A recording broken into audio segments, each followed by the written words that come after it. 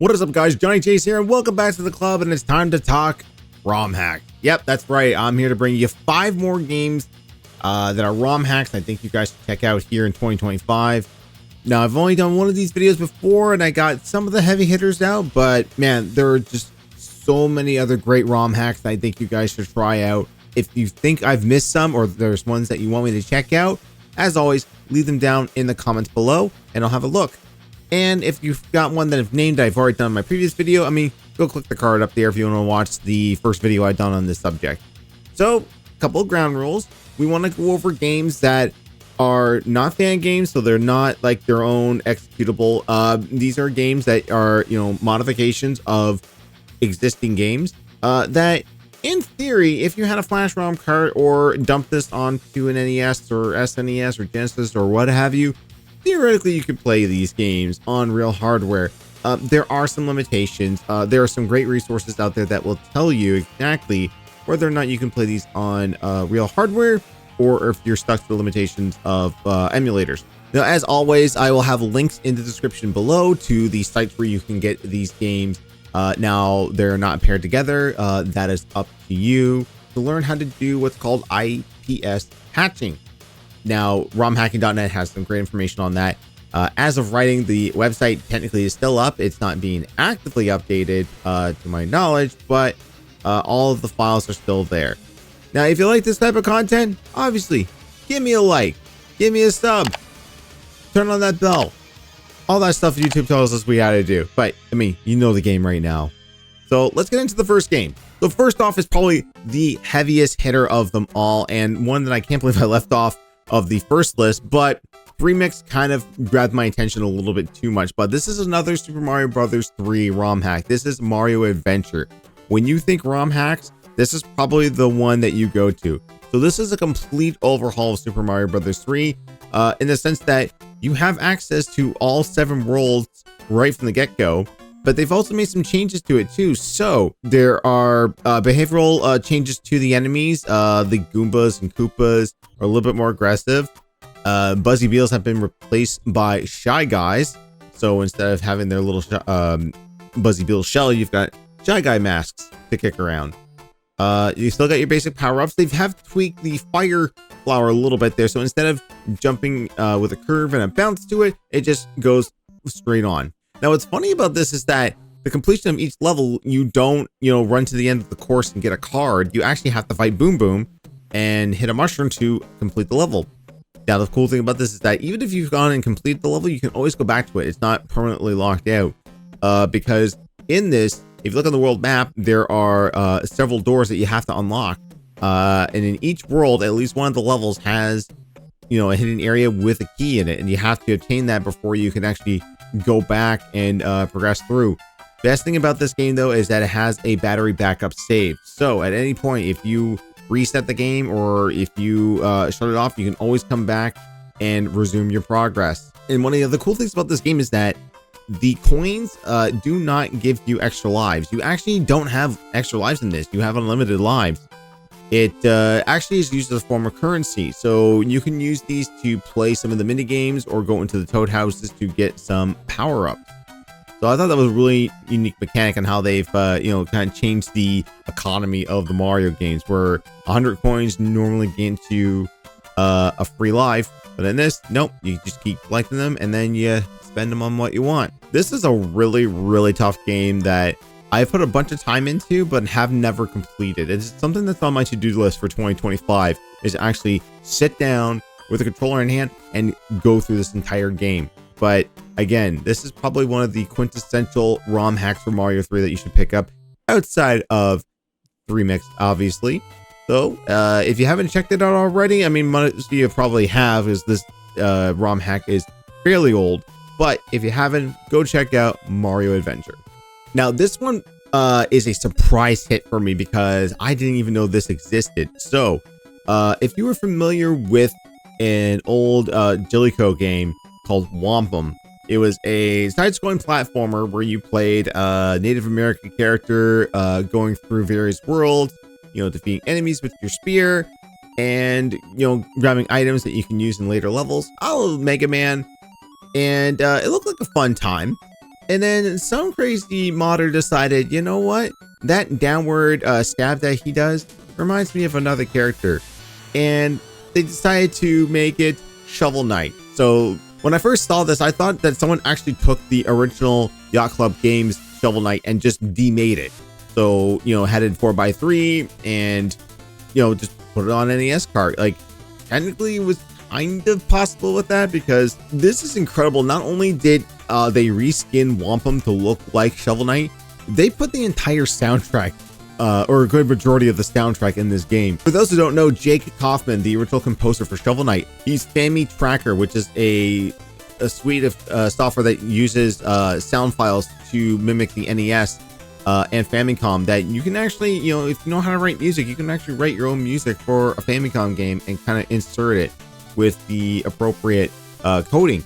So whoever this model was able to like put in most of Jake Kaufman's soundtrack for Shovel Knight in this, and it sounds fantastic. Like it's crazy, like listening to like the opening themes in the beginning level, then you go to Stick of Force and you hear probably what people most consider with the main theme of Shovel Knight.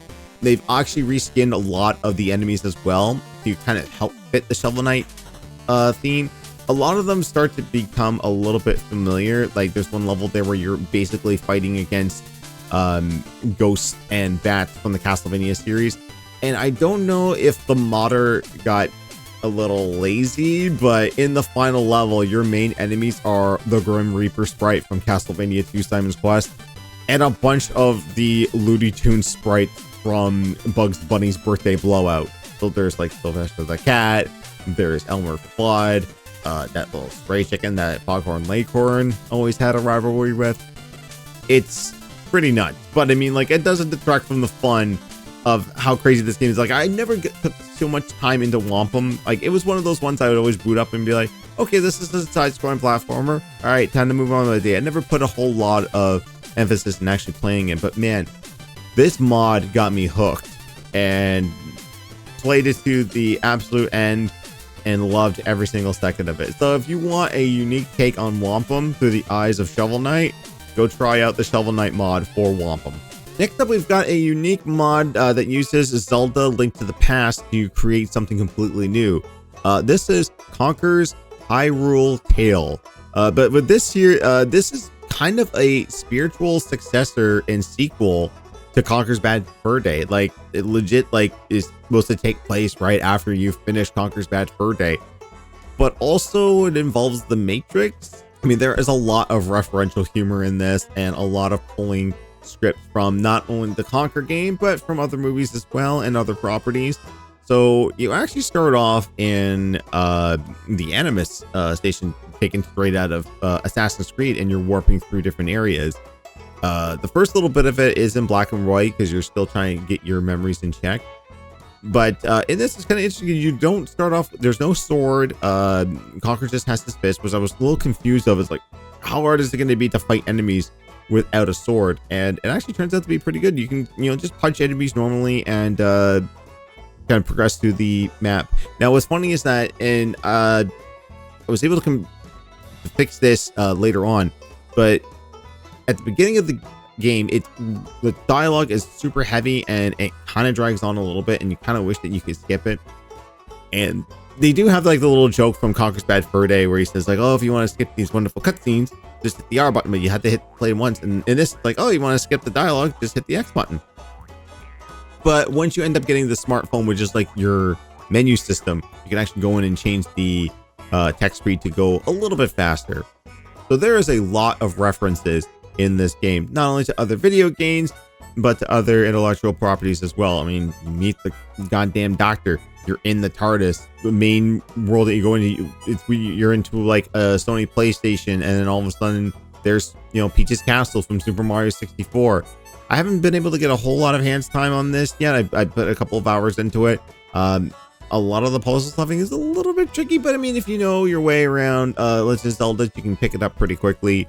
But this is something I'm going to go back to in the future, just to see how much more work and charm they put into this game. So if you want something that's a complete overhaul of Link to the Past, or a different way of playing Link to the Past, go check out Conker's Hyrule Tale. So now we're going to move on to a Nintendo 64 ROM hack. This one is a complete overhaul of one of my favorite games in series, Super Smash Brothers. This is Smash Remix. So what the modders have done with this is they've just added in new stuff. So like 16, 20 new characters, spanning from all walks of life, from Nintendo to Sega. So we've got Sonic the Hedgehog in there. King DDD's been added in. We even got the girl from the treasure game Mischief Makers. I can't remember her name off the top of my head, but we also got Ganondorf, Dark Samus, Bowser is in this. And then they also have alternative costumes as well. So you can turn Bowser into Giga Bowser if you want.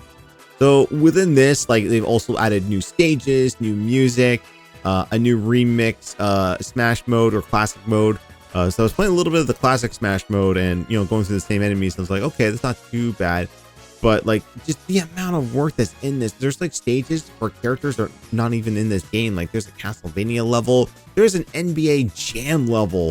It even plays the old NBA Jam theme from the SNES through the N64 sound font, which the level design on that is great, because like the only way to eliminate players is to actually dunk them, to send them downward. Like the entire top part of the level is blocked off, so you're just dunking fools, and it is fantastic. This is one that I definitely want to play with friends through Parsega multiplayer. I don't know how well it would run on actual hardware, but man, if this game would run on actual hardware, this is fantastic. I'm pretty sure there's more stuff I'm missing on this. Again, not a whole lot of hands-on time with this, but what I have played, this is something that I want to have friends over and to experience live and in person. So if you're looking for a new way to play Super Smash Brothers on the Nintendo 64 and you're waiting for Nintendo to, you know, port that to the Switch, but you need new content, go check out Smash Remix for the Nintendo 64. And finally, the last ROM hack I want to look at is a very unique one. It actually takes Ninja Gaiden 1 and turns it into a Deadpool game. This is Deadpool. So this came out in about 2019. So the creator of this ROM hack has had a lot of extra resources and material to go through. Obviously, we've got all the Ryan Reynolds films. We've had the Deadpool game from High Moon Studios back on the 360 and PS3. So in this one, instead of playing as Ryu Hayabusa, you're obviously playing as Deadpool. And instead of, you know, carrying around that little statue, you're carrying around the Infinity Gauntlet. So, you know, it's hard to say like who the final enemy of this game is going to be overall. Could it be Thanos? Could it be Doctor Doom? I mean, you're just gonna have to play it to find out. There are some Marvel characters that do make cameos, and a lot of the main enemies that you fight are actually DC characters. You got Batman throwing batarangs at you. You've got Barry Allen the Flash running back and forth like crazy. You've got some robots who I swear could be Ed 209, but the way that the sprites are drawn is a little weird. And when you first start off the game, you actually put you in a tutorial level that you can choose to skip if you want. But if you continue on, it actually kind of looks very reminiscent of the tutorial level for Cuphead. I don't know if that's a intentional nod or not, but that's kind of what I thought of, was, you know, watching all those games journalists fail the Cuphead tutorial. One of the other things they changed on it as well is that you actually have a little bit of extra movement from Ninja Gaiden 2. So if you're climbing up walls, you can actually just jump onto the platform and have, instead of having to do what you do in Ninja Gaiden 1, which is bounce back and forth until you can reach the platform. And another thing that they have done is the weapons, you don't actually pick them up. You're already equipped with them, and you use the select button to really go through them. So you've got like a standard pistol. You can pick up a machine gun that has limited ammo but can mow through enemies. You've got a teleport attack that will go through and take out other enemies. And the more I can't remember if it's enemies that you defeat or all the chimichangas you pick up, but eventually you start glowing and you get a screen clearing bomb that you can activate by hitting down and B and having it selected. Now with this, there's also a save feature, so that, you know, instead of, you know, having the save state, if you're practicing like you do in old OG Ninja Gaiden, you can actually save it and go back to your last progress.